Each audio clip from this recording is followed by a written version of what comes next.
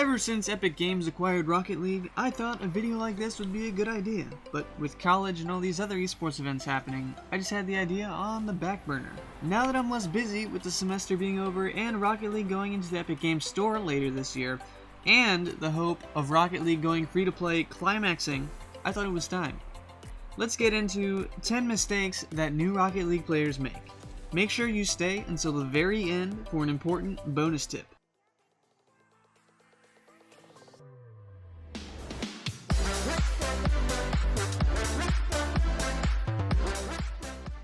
Alright, mistake number 1 is ball chasing. You all probably knew it was going to be on this list, but I just had to. Everyone has had that feeling, getting so into the game that their only thoughts are, go ball, go ball, go ball! I know I have. You need to resist that urge. Playing with friends or skilled teammates can help you so that you learn to trust your teammates and rotate. As you can see in this clip, if you don't ball chase, you can do cool stuff like this passing play. Mistake number 2 is boost over ball. This is a common error in low-level Rocket League and even into the mid-ranks, and it goes hand in hand with ball chasing. When you're in net, all you need is 12 boost and timing to save a shot even at crossbar level.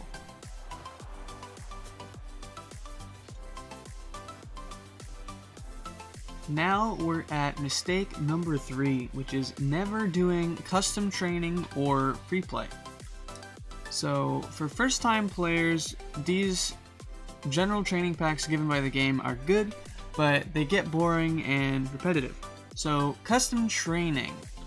Doing custom training packs is a very great tool to develop skills in specific mechanics, and free play is good for increasing your game speed. But if you look here, I have a lot of trainings that I have favorited because there are so many different ones you can do for different mechanics, different purposes.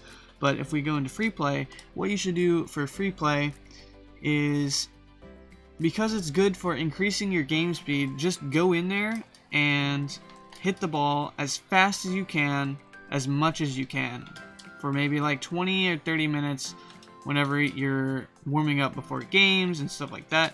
It will greatly help with your ability to read where the ball is going and how your car interacts with the ball.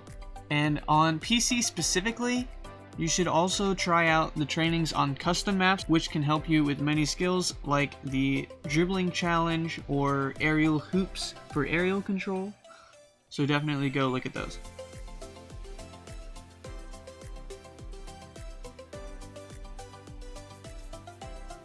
Error number 4 is camera shake. Just turn it off, please.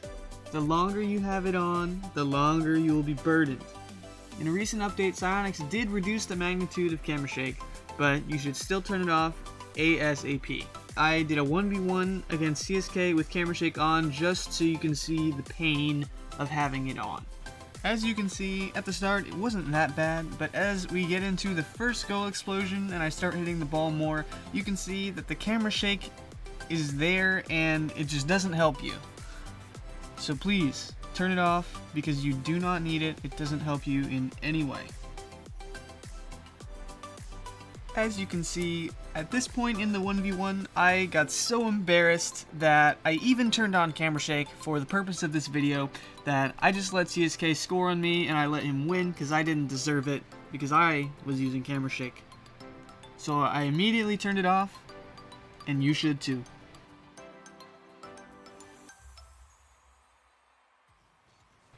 Enough about camera shake, let's move on to the next mistake. Mistake number 5 is using ball cam. You may be a bit confused, so just let me explain. Alright, so ball cam itself isn't the error. There are 2 aspects of this. The errors are always using ball cam and never using ball cam. Those are the 2 sides of this. I don't know how, but some players just never use ball cam.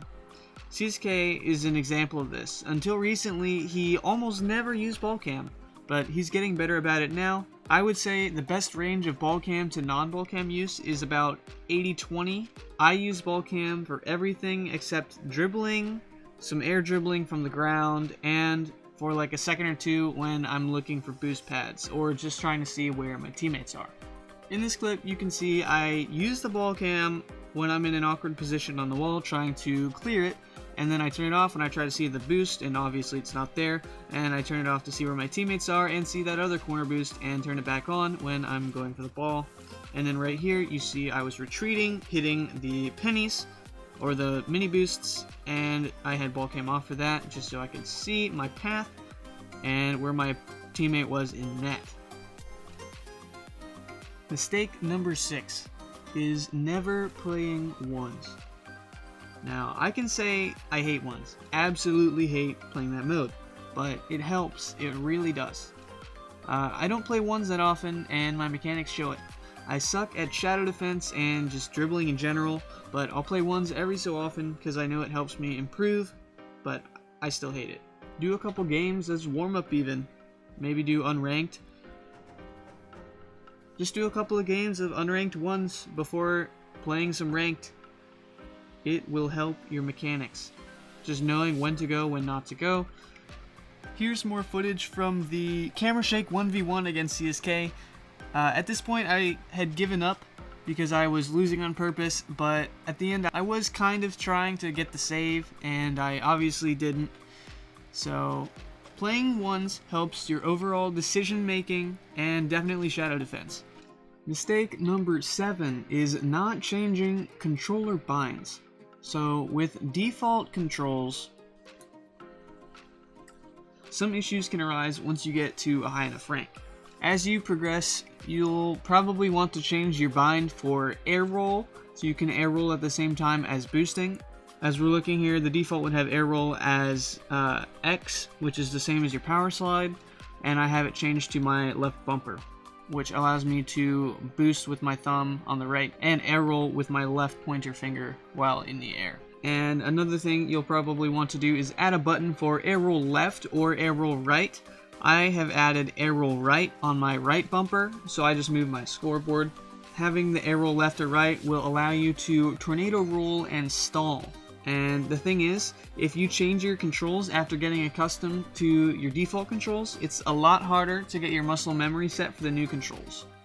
When I changed my binds, it took me a couple weeks to get used to it, and I couldn't play ranked, or else I would have gone down a bunch, or lost more than usual, you know? So try to change your controls as early on as possible, so you'll have the least issues getting used to your new controls. Mistake number 8 is not diagonal flipping. So let me go a bit more in depth on this one. I added this to the list after I talked to my dad. So he was talking to me about how I move so quickly around the field. He's ranked in gold, so my playstyle is like zooming compared to the level of play he's at, and I wasn't sure what he meant until I realized that he never uses diagonal flips to get to supersonic. And the flip on its own, diagonal is the same speed as forward basically. It gives you the same speed boost, but the thing is, when you use the diagonal flip to gain speed, you also can boost at the same time, because the back of your car is always facing semi-backwards, so the boost will always add to your speed. But if you just use forward dashes, when your car is upside down, your boost will be pushing against you. So you can gain speed faster when you use the diagonal flips, because your boost will always be pushing you towards supersonic. Mistake number 9 is not utilizing backpost rotation. Have you ever been the last one in net and someone shoots a blistering shot right behind you and you just can't quite reach it? Well, backpost rotation will help with that. When you rotate into net, just make sure you are as close to the goal line as you can be, not behind it, not on it. You want to be right in front of the goal line when you're utilizing backpost rotation. So you rotate around the back post, so you're right in front of the goal line at the back post, and stay there as long as necessary. As long as the ball is in your field of view, you're good. And here is an example of where someone rotated back post, but they moved up too early, so I had an easy shot on net. I'll let you watch the shot first, and then I'll go through it. Okay, so let's go look at the defender now. So here's his point of view. We can see that he's rotating around. He does go to back post, But let's pause it right here. He hit the corner of the net, which isn't good, so his wheels were off the ground for a second. If a shot came in, he wouldn't have been able to jump. And another thing is, he is behind the goal line, which does not help him when he's sideways. If he was facing out of the net behind the goal line, that would have been better, but he's sideways. That isn't very good. And then as we keep looking, we can see that he moved forward. We can see all the space behind his car. That's all the space I had to shoot at. Now if we look at my POV, we can see just all the space there is, and that's exactly where I put my shot, right behind him, and he backflipped and he just couldn't get it. Mistake number 10 is bad recoveries. Whatever you're doing or wherever you are on the field, whether it be after an aerial or getting bumped, you need to be able to land on your wheels for the fastest recoveries. If you can always land face up, it will be a lot easier to rotate back to your net after taking a shot or even getting put out of position by an opponent. You should never be in a position where your car is just sliding on its back or you're awkwardly trying to flip it back over after going for an aerial or even getting bumped. Don't forget to use your drift to keep momentum if you aren't facing the direction you want to be moving when your wheels hit the ground. Okay, so I went for an aerial and I landed on the wall, great. And I go down to the ground, I'm going back because they cleared it, jump off the wall, great, wave dash recovery, get bumped right there. And as soon as I got bumped, I was ready to air roll, so I landed perfectly on the wall and he kept bumping me of course, but I was on the ground ready to go. I was in position to get the rebound off of this shot specifically out of that awkward bounce, and if I wasn't there, they would have had an open net. Recovering on your wheels. Try it out, master it, it's great. And now for the bonus. If you have problems with double commits, you've probably heard this a lot, but please just listen. Trust your teammates. The main cause of double commits or even triple commits is just not trusting your teammates. Also, ball chasing is a cause of that, but let's not focus on that now. I know each of you is the only player in the whole Rocket League community who is any good at the game, but you need to trust your teammates or you won't ever learn how to rotate effectively. Double commits are very severe errors because not only did two of you go for the same ball, now both of you out of position, and you might have interfered with each other so neither of you actually hit the ball. Trust your teammates. Just do it. And if we look in this clip, we see actually all three of the members on the opposing team went for this ball.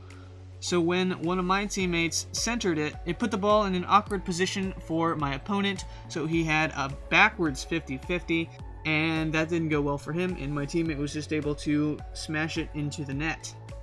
Alright guys, that is all the mistakes I have for you in this one. If you like this kind of video, let me know down in the comments, and let me know what kind of videos you want to see in the future. If you have any ideas, please do tell. Make sure you are subscribed. If not, please hit that button, and if you are subscribed, hit the notification bell so you get notified every time I post a new video. That's all for now. I will see you guys in the next one.